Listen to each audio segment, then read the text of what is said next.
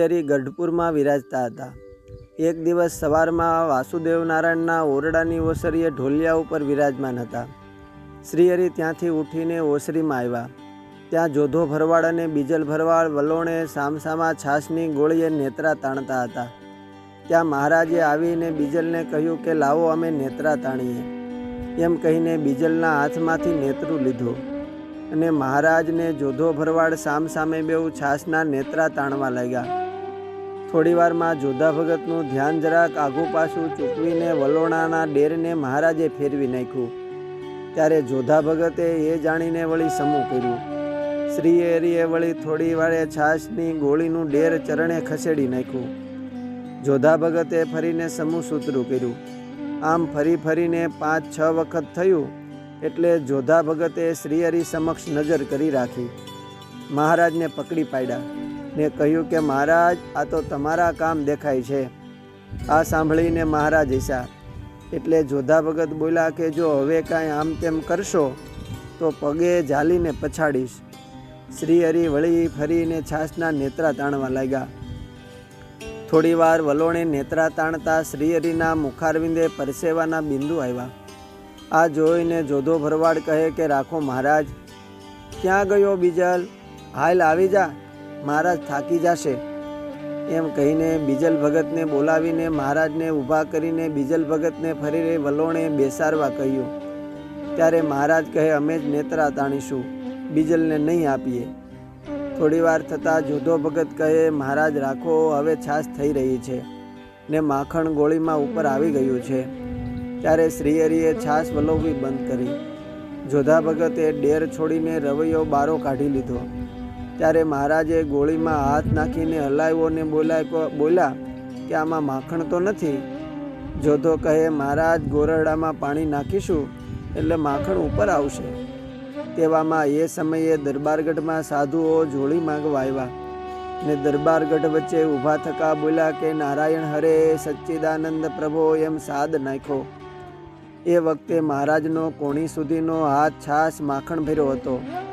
એમ જ ચાલ્યા તે ફળીમાં આંબલીના વૃક્ષ સુધી ગયા. મૂળજી બ્રહ્મચારી દોડતા આવ્યા ને શ્રીહરિને હાથ ધોવરાવા પાણી લેવા દોડ્યા ને બોલ્યા કે આ જોધો ક્યાં મૂવો તો તે મહારાજનો હાથ કોણી સુધી છાશવાળો કર્યો. શ્રીજી મહારાજ મૂળજી બ્રહ્મચારીની વાત સાંભળીને મંદ હસ્યા. બ્રહ્મચારીએ હાથ ધોવરાવા સારું અબખોરાથી પાણીની ધાર કરી એટલે શ્રીહરિ હાથ ધોવા માંડ્યા.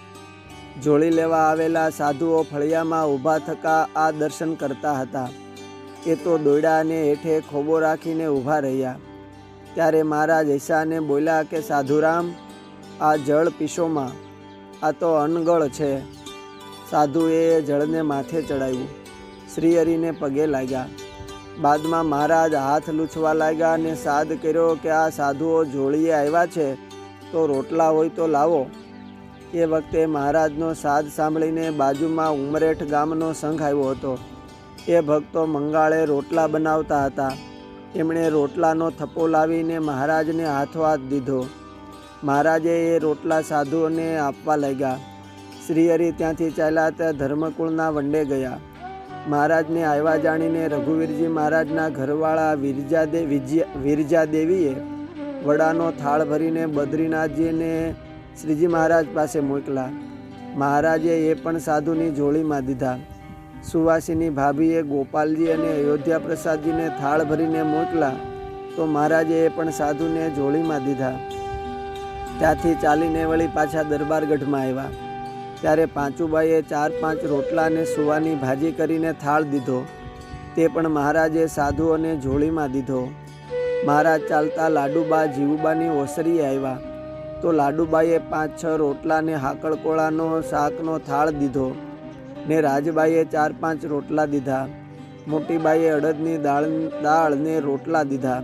એટલે મહારાજ બોલ્યા કે આ દાળને તપેલા સહિત સાધુઓને દઈએ છીએ, એ તપેલું તમને પરત મોકલશે. ત્યારે મોટીબાઈએ પ્રણામ કર્યા ને બોલ્યા કે બહુ સારું મહારાજ, તપેલું સાધુને સોંપજો. શ્રીજી મહારાજે એ દિવસે સવારે સાધુઓની જોડીમાં બધું આપીને સૌને તૃપ્ત કર્યા. બ્રહ્મચારીજીએ શ્રીહરિને હાથ ધોવરાવ્યા અને રૂમાલ દીધો. એટલે શ્રીહરિએ હાથ લૂયા. મૂળજી બ્રહ્મચારીએ જળથી શ્રીહરિના ચરણ ધોઈને રૂમાલથી લૂછીને ચાખડી પહેરાવી. એટલે એ પહેરી ચટકનથી ચાલે શ્રીહરિ અક્ષર ઓરડીમાં પધાર્યા. અસ્તુ. જય સ્વામિનારાયણ. મહારાજની લીલામાંથી.